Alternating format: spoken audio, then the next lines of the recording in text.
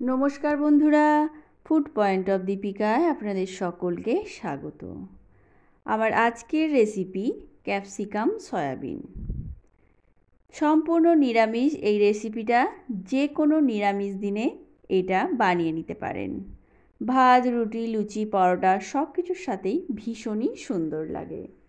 তো চলুন তাহলে রেসিপিটা প্রথম থেকে শেষ পর্যন্ত দেখতে থাকুন আমি কিভাবে বানিয়ে নিচ্ছি।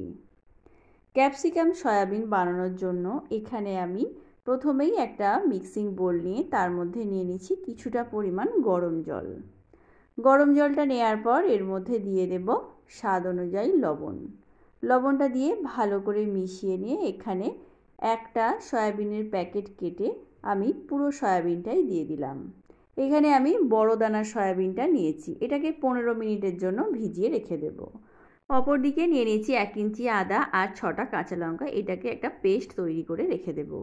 আর একটা পাত্রে আমি কিছু শুকনো মশলা নিয়ে নিচ্ছি। নিয়ে নিলাম 1 চামচ ধনে গুঁড়ো, 1 চামচ জিরে গুঁড়ো, হাফ চামচ নিয়ে নিচ্ছি কাশ্মীরি রেড চিলি পাউডার আর হাফ চামচ হলুদের গুঁড়ো।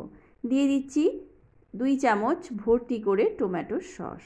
যে কোনো গুঁড়ো মশলা এইভাবে পেস্ট তৈরি করে রান্নায় দিলে রান্না করতে বেশ সুবিধে হয়। এটাকে ভালো করে গুলে আমি সাইডে রেখে দিচ্ছি। এইবার গ্যাসের ওপর একটা কড়াই বসিয়ে 4 টেবিল চামচ সাদা তেল দিয়ে দিলাম কিছুটা গোটা গরম মশলা। এখানে আমি 2টো দারচিনি আর 3টে এলাচ ফাটিয়ে দিয়েছি। দিয়ে দিয়েছি একটা শুকনো লঙ্কা।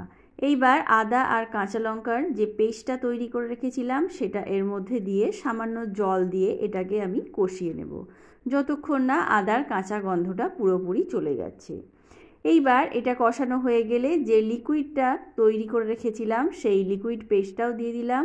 বাটিটা ধুয়ে সামান্য জল দিয়ে এটাকে ভালো করে মিশিয়ে কষিয়ে নেব যতক্ষণ না মশলাটা থেকে সুন্দর তেল ছেড়ে আসছে।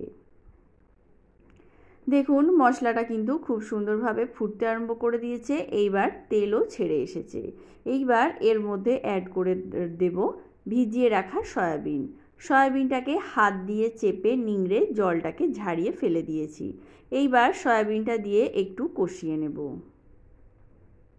2 মিনিট মতো কষানোর পর এখানে দিয়ে দিচ্ছি 6 টেবিল চামচ পরিমাণ টক দই।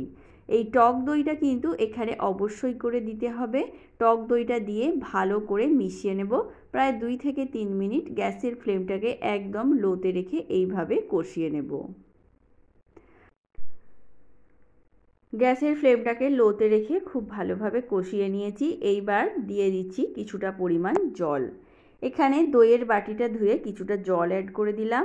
দিয়ে ভালো করে মিশিয়ে নিয়ে ফোটা পর্যন্ত অপেক্ষা করব। সয়াবিনটা ফুটে গেলে দিয়ে দিলাম স্বাদ অনুযায়ী লবণ আর দিয়ে দিলাম 1 চামচ পরিমাণ চিনি। দিয়ে দিচ্ছি একটা বড় ক্যাপসিকামকে ছোট টুকরো করে কেটে রেখেছিলাম, সেটাও দিয়ে দিলাম। এখানে যেহেতু টক দইয়ের ব্যবহারটা করেছি তাই চিনিটা দিলে এর ব্যালেন্সটা কিন্তু খুব সুন্দর হবে। এইবার ভালো করে মিশিয়ে নিয়ে এটাকে ঢেকে দেব 3 থেকে 4 মিনিটের জন্য। ফিরে আসছি 4 মিনিট পর। 4 মিনিট আমি খুব ভালো করে এটাকে রান্না করে নিয়েছি। এইবার খুন্তি দিয়ে ভালো করে মিশিয়ে নেব। এটা কিন্তু সুন্দরভাবে সেদ্ধ হয়ে গেছে। আর ক্যাপসিকামটা কিন্তু খুব বেশি সেদ্ধ করব না, তাহলে কিন্তু খেতে মোটেও ভালো লাগবে না।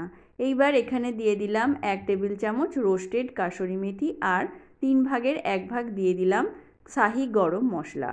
খুব ভালো করে খুন্তি দিয়ে মিশিয়ে নিয়ে এটাকে ঠান্ডা করে আমি পরিবেশন করে দেব। তো বন্ধুরা, রেসিপিটা কেমন লাগলো? ভালো লাগলে একটা লাইক, শেয়ার ও কমেন্ট করে দেবেন।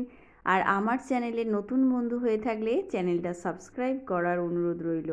পাশে থাকা বেল আইকনটা প্রেস করে দেবেন যাতে করে আমি চ্যানেলে নতুন কোনো ভিডিও দিলে তার আপডেট আপনি পেতে পারেন। তো আজকের মতো এ পর্যন্তই। ততক্ষণের জন্য নমস্কার।